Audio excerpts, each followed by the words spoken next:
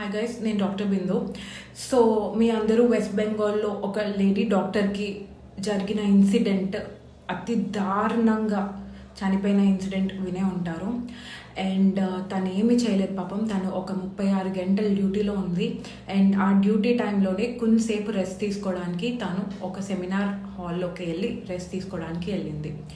ఈ లోపల పొద్దున్న కల్లా చూస్తే తను ఒక శవమై తేలింది.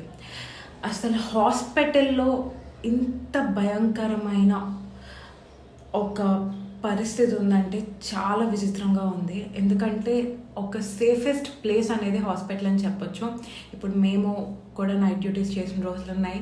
అప్పుడు ఒకవేళ మా పేరెంట్స్ ఫోన్ చేసినా మేము హాస్పిటల్లో ఉన్నామంటే వాళ్ళు చాలా ధైర్యంగా ఉండేవారు. సరే, హాస్పిటల్లో అందరూ ఉంటారు, సెక్యూరిటీ ఉంటుంది అని. కానీ హాస్పిటల్లోనే ఇది జరగడం అనేది చాలా వర్స్ట్ అయిన పరిస్థితి అని చెప్పాలి. అండ్ చాలా చాలా చాలా భయంకరమైన పరిస్థితి ఇది. సో ఇంకా ఈ కేసులోని ఎవరు ఎంతమంది చేశారు ఏంటి అని ఏమీ తెలియట్లేదు.